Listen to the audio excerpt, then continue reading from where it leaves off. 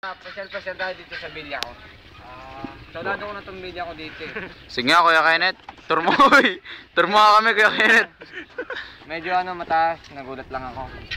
Dito tayo sa ostrich. Ostrich tawag dyan. Matagal na nabubuhay yan dito. Pinapakain namin.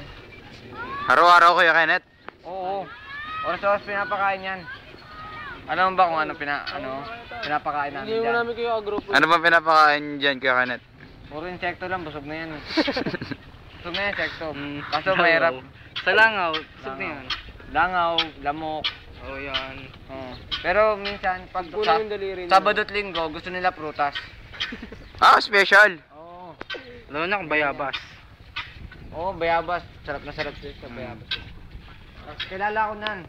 Sige nga, Kuya Kenneth. Ikaw kayo dito. Ano pangalan niya, Kuya Kenneth? Ito si Milagring. Isa. Si yan, si... Hindi yun, Nakalimutan ko na, matanda na ako eh. tarantado tayo nito ah.